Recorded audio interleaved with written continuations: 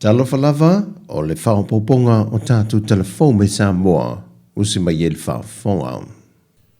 O tali atu le matanga renga o whātu angam whainga whaiva, e le whaafita au li leo a mata fo into e whaati te le mai lea tunu, e le whaatama ia leo whātu anga niu, o lo whaalango lango i pisinisi o makete o swau, e meise pisinisi lea tunu, whaapea fo i matau mawha. O le vai so nei le ua whaata milo e le motu tele i sala whai atoa. Le au whainga renga mtanga renga o whaatu anga, e tufa ma te tau mai le e pu e le manu ai niu. I no whanga e peo ati na e niu nisi o le antanu. Ai whapea no whanga ua ripotia mai e lo whaati tele ai. O nau te ingo le visa whaatu anga, e nei e tinei le manu ai niu ina ia sao tātou tonga niu. A wale una ia o le bisinisi o le swau e awinatu i maketi fafo. Wa whaamau nia le matanga renga o leo le tau fia leo sa i dinga e le tamaya la whai lemo mai le fio anga sa tu fia i sa tu paitea. Le nalu lana whaang tanga i lea so lulu le vaiaso nte nei. Ai o na lava le whaai unga le vaiaso wa tali seu se sa i dinga e le ngatu tau le o le fio anga ai whapena fo il matanga renga o leo. O le tamai pe o na tā ue leo te lia ngō fie lea fiu anga malona ainga, le mafu anga le maliu le whainga whaiva.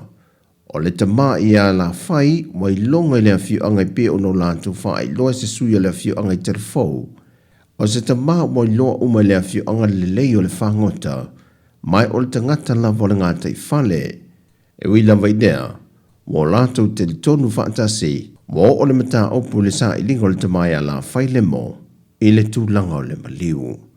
E se mai e le tamaya la whai, na wha manatu i le vaiasun te nei le maliu o le tinaya se ngia masoe, le tamaya varus fultu sanga le matua le soifua i a tau tai whau whaavesi, na leiro mai le aso se fulmal whau a perila, mai e maliu lava lo le whaletua e le i toi maua lava. Wa tāpu ni e fo i masa i linga le tamaya, talu ele e iai ni wha ai luilo po ni masa o salonga, a o ni mau fo ia nga Yesu e su e ngai sa i linga o lea ta maa.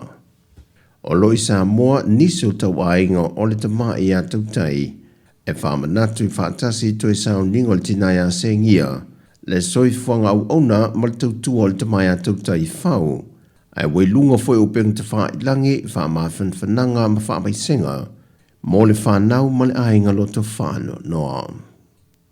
O le amatanga le vaiaso nei na whaatautia mai i Sāmoa, le fontanga le komitia malo au whaatasi, mo le whengainga e pui aile ia te taua whanau, le sa whaatautia i le whalitali malo le tau me sina. E le saunoanga te Tala a le fionga le minister ia mulipola ana Rosa ale mōlio o le mtanga ruenga o tinamata mai tai a tina nuu maanga wheso tai. O le tau o le aso e whaamanatu i nei le aso whanau umolo langi. O se aso tāna whengai mo le awanoa le leile e whaalau tele nei le mālamalama anga o tangata uma. Ia te taua whanau. Ma manatu ai whanau o lo maari liu le taua i le vau Israel wa Palestina. Na toe whaamanatu le whionga mulipola i le whontanga. I le anga nuu lava ia Sāmoa o au o mātua whanau. E iai le aso whaapitoa lea o le aso sāpai pae po le lotu tamaiti e whaapitoa mo i lātou.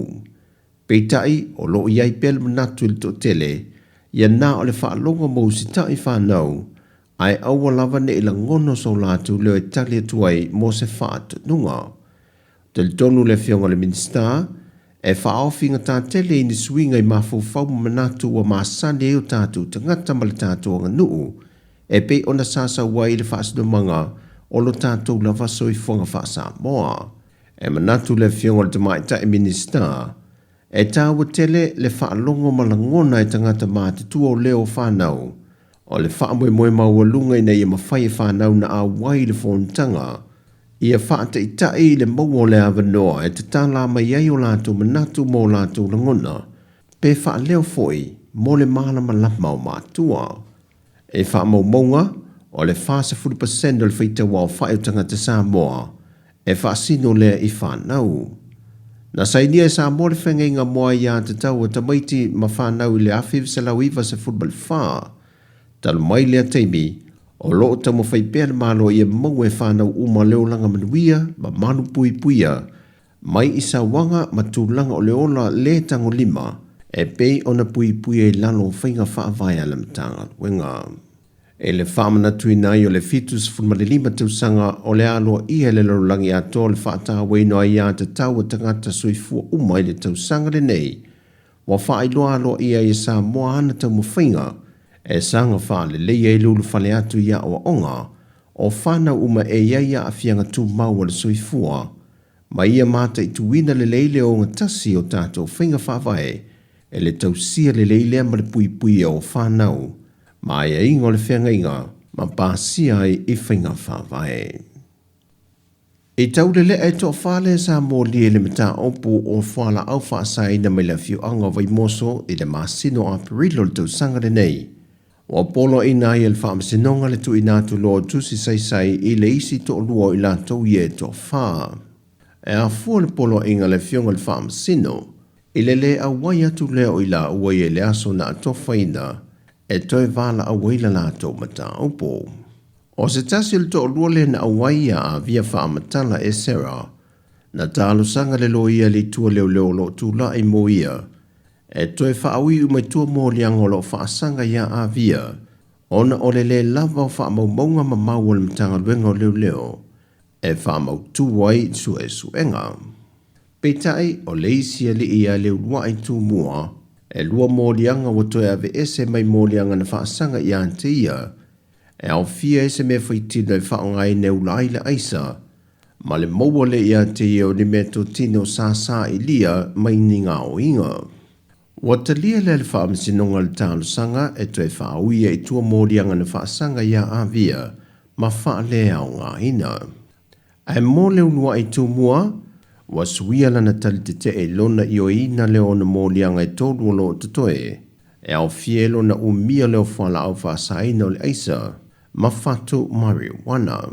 Ma ua whatu langa i le fionga le whaamasino le aso se futma le tōru le maasino te sema, e lawi nai le whaai unga, mō le tama ia leo rua ia le etu mua. O tala fōwia mai Sāmoa mō le ne yaso, manuia lu tātua tino, whasoi fōia.